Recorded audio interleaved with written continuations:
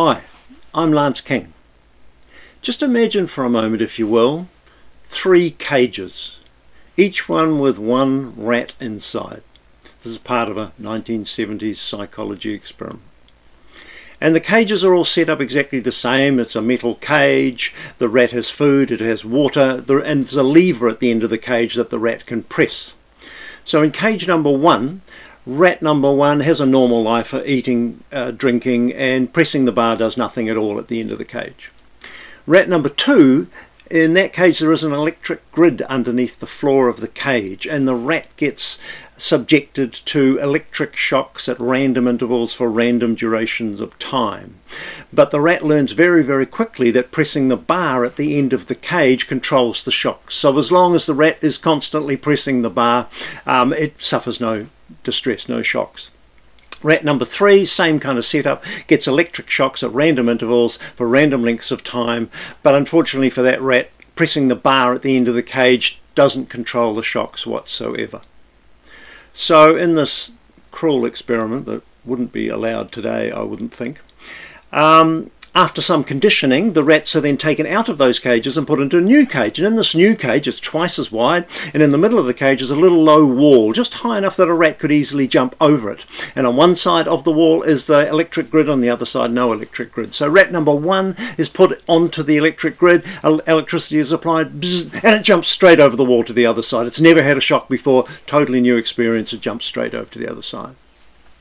Rat number 2 is put on the electric grid, is given a little electric shock, and it jumps straight over to the other side because rat number 2 had control over its shocks. It realised, it knew that control was the most important thing. And so it jumps straight over to the safe side. Rat number 3 is put on the electric grid, given a shock, and it stays there. It's given another shock, and it stays there. It's given another shock, and it stays there. It doesn't jump over the wall even though it can, because it's learnt to be helpless. And this is the theory of learned helplessness that Martin Seligman devised in the early 70s. And he was able to produce conditions of learned helplessness in human beings as well, without the necessity of cages and electric shocks, just by putting them in a situation where there was pressure to solve a puzzle that actually could not be solved, an unsolvable puzzle. And what he discovered was that in order to, the conditions necessary to produce a state of learned helplessness were 3. And the first was being in a situation of distress. The second was feeling like you had no control over that distress, and the third was being unable to escape. Now think about the last 18 months or 2 to 2 years of our lives. For a lot of students, all those 3 conditions pertained. They were in a situation that they found distressing. They had to work, they were fed schoolwork, and there was nothing they could do to control the feed of the schoolwork. It kept coming no matter what, and they could not escape.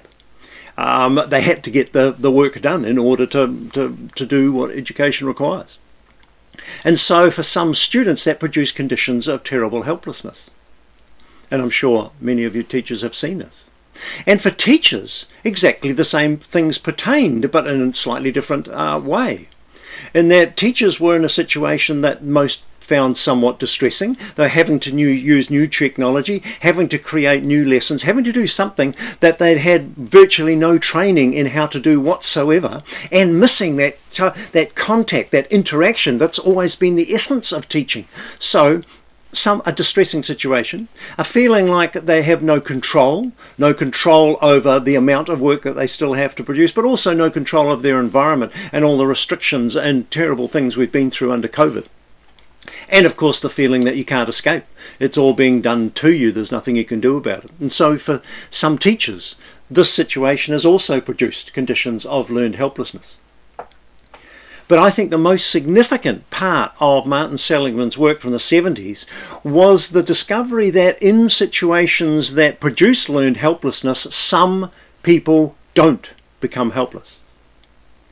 And that led to the whole positive psychology movement and mapping out strategies and techniques and ideas and ways of thinking, operating and believing that actually produce that inner strength, that resilience that all of us need right now in the post-pandemic world.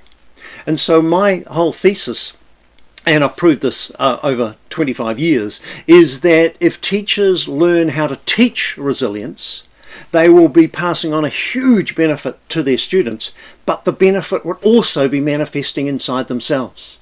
So the best way to become more resilient, the best way to develop inside yourself the resilience necessary to cope with the next year, 2 years of recovery from the COVID situation, the best way to develop that for yourself is to teach resilience. So that's what I'm going to show you in my presentation. Lots of ways that you can teach resilience to your students and develop it for yourself. So I hope you come along.